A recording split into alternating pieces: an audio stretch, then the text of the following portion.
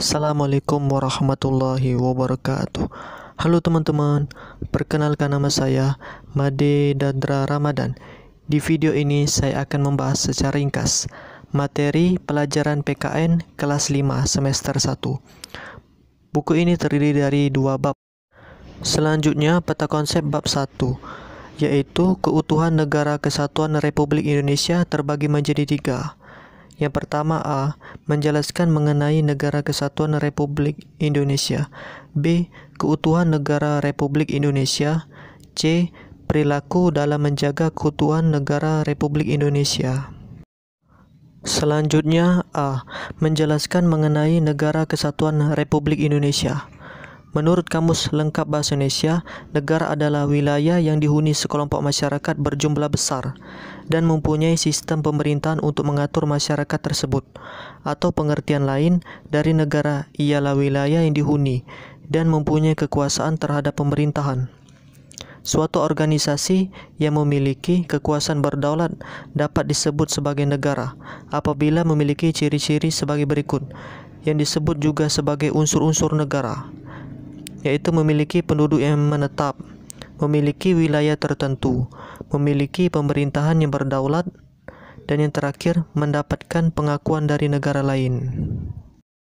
Selain itu, Indonesia terdiri dari 34 provinsi dengan luas wilayah Indonesia secara keseluruhan sekitar 5 juta kilometer persegi, dengan jumlah penduduk sekitar 200 juta jiwa lebih.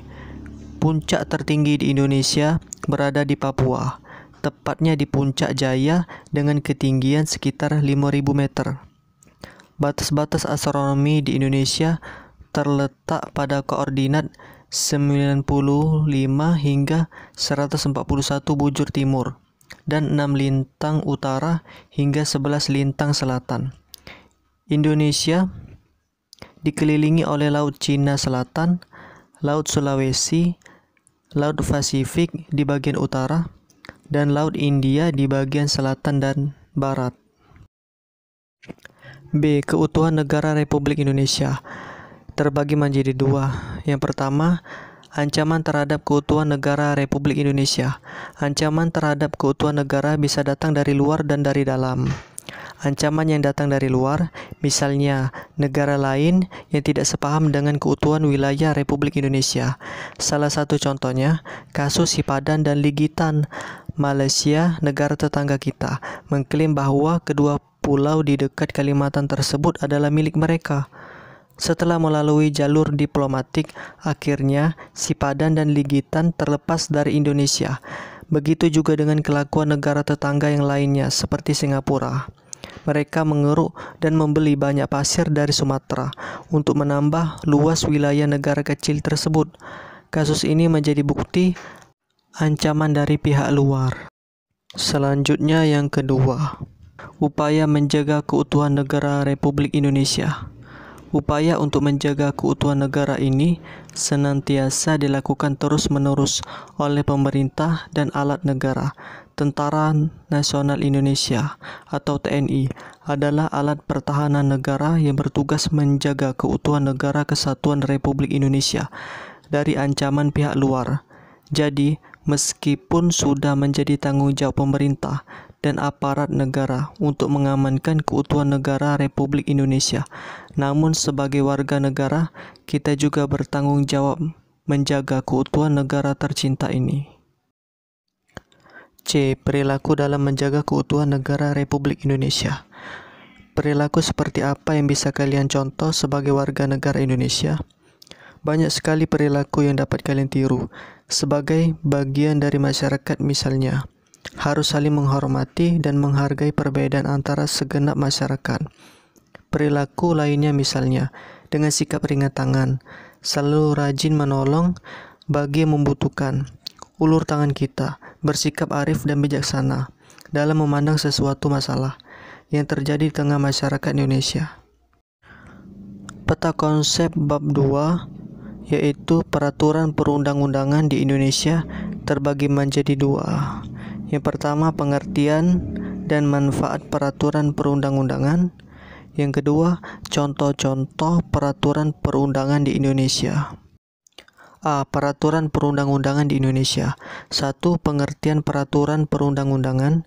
Peraturan perundang-undangan adalah hukum yang dibuat secara tertulis yang mengatur segala sendi kehidupan masyarakat di negara tersebut. Peraturan perundang-undangan ini dibuat oleh aparatur negara yang berwenang. Undang-undang terbagi menjadi dua macam, yaitu undang-undang dalam arti formal dan undang-undang dalam arti material. 2. Manfaat peraturan perundang-undangan. Untuk apa dibuat sebuah aturan di negara? Agar semua orang dapat menikmati manfaatnya dan kehidupan berbangsa dan bernegara menjadi tertib, aman dan sejahtera, maka dibuatlah peraturan perundang-undangan. Manfaat antara lain yaitu menjaga ketertiban di tengah masyarakat, menjamin hak-hak warga negara. Manfaat dari tegaknya peraturan perundang-undangan tersebut dapat tercapai apabila seluruh warga negara mematuhinya. B. Sumber hukum dan tata peraturan perundangan di Indonesia. Sumber hukum dan tata urutan peraturan perundang-undangan. Tata urutan peraturan perundang-undangan menurut TAP MPR nomor 3 MPR tahun 2002 adalah sebagai berikut. Yang pertama, Undang-Undang Dasar 1945 Perpu. Yang kedua, ketetapan MPR. Yang ketiga, Undang-Undang UU. Yang keempat, peraturan pemerintah pengganti undang-undang. Yang kelima, peraturan pemerintah. Yang keenam, keputusan presiden atau Kepres.